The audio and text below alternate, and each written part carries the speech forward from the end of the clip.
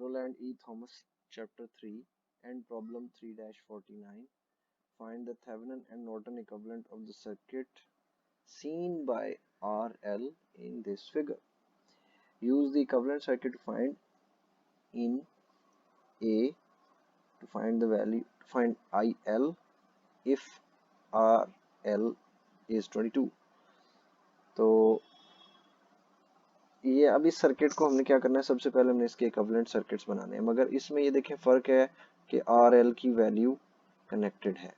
RL की value बाद में उसने सेकंड पार्ट में कहा है कि सॉल्व करके इसको बताएं। तो सबसे पहले हम क्या करेंगे कि इस सर्किट की जो लोड रेजिस्टेंस है उसको रिमूव कर लेंगे और रिमूव करके उसको साइड पर रख लेंगे। ठीक है जी, ये हमने साइड पर रख लिया। अब हमने इन दो पॉइंट्स के ऊपर, जिन दो पॉइंट से वो सर्किट की रेजिस्टेंस रिमूव की है, इस पॉइंट पे एक VOC फाइंड करना है with positive and negative in this direction, और इस पॉइंट से इनवर्ड्स हमने R थेवेनिन फाइंड करना है। तो तब हम इसका थेवेनिन इक्विवेलेंट बना सकते हैं। और दूसरे केस में नॉर्टन बनाना होगा। नॉर्टन में हमें क्या करना होगा, इन्हीं दो पॉइंट्स में शॉर्ट सर्किट करके शॉर्ट सर्किट करंट फाइंड करना है। Again I am going to use the same technique as in the previous solved solution कि यहाँ पर देखें ये रेजिस्टेंस जो है ये दिस इज ओपन, तो इसकी कोई वोल्टेज ड्रॉप नहीं होगा, और इन दो रेजिस्टेंस 10 एंड 15 के रेजिस्टेंस में से वोल्टेज जो है वो ड्रॉप हो रहा है। हमने 15K के अक्रॉस वोल्टेज फाइंड करना है, वही 15K की वोल्टेज जो है वो आगे VOC के बराबर होगी। तो हम वोल्टेज डिवाइडर अप्लाई कर लेते हैं। VOC is equals to 15K ohms over 15 plus 10 kilo ohms into the total voltage, that is the total voltage is 50. Okay, so this comes out to be 25, 15 by 25, and that is 2 over here when divided by, and we can get 30 volts, right? So VOC is 30 volts, and R Thevenin. Now for the value of R Thevenin, we will short this voltage source, short this out, और ये दोनों resistances जो हैं ये parallel में हैं।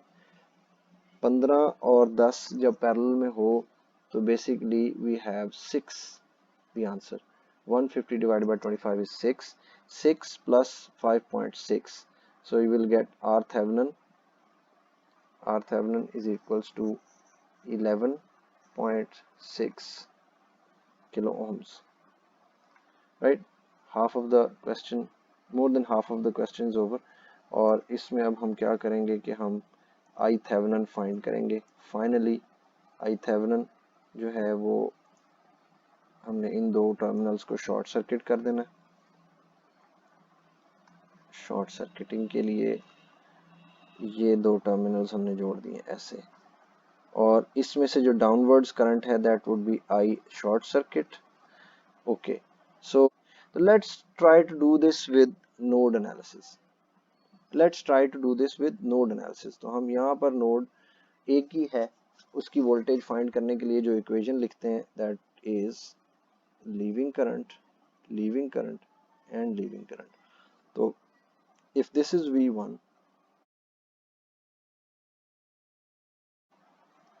ठीक है जी, ये एक ही इक्वेशन है, एक ही नोड है, इसको हमने सॉल्व करना है।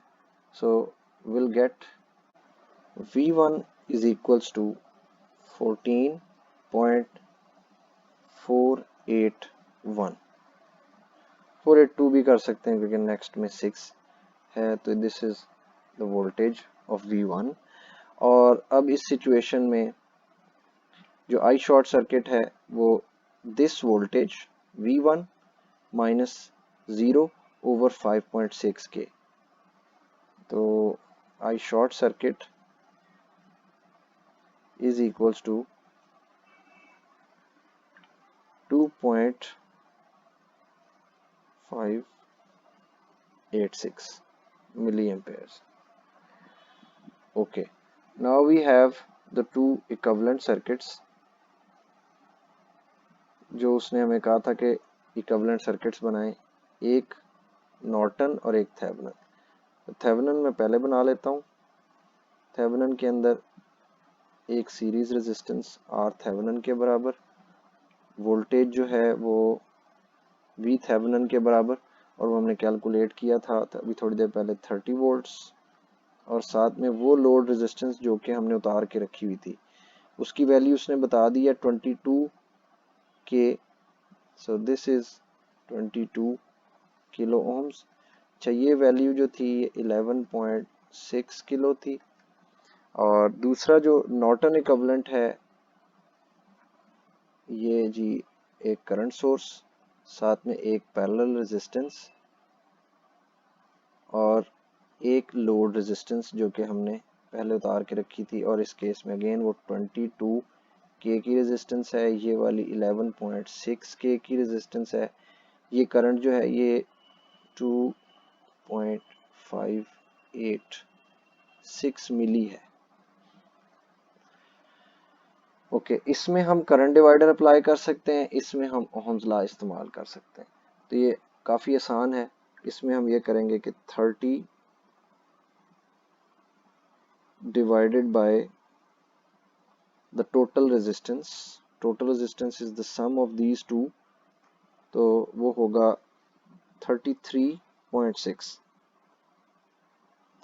ये आ गया आई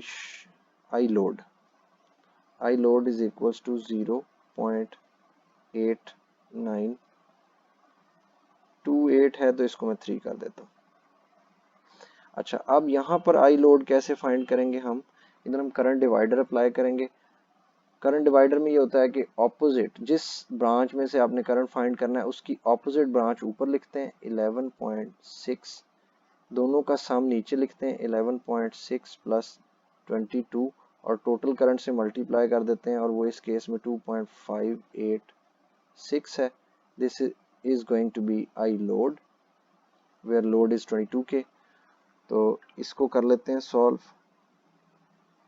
11.6 डिवाइडेड बाय 33.6 राइट इनटू 2.586, और ये भी आ गया 0.8927 आया, तो इसको भी 23 कर देते हैं, 93 कर देते हैं।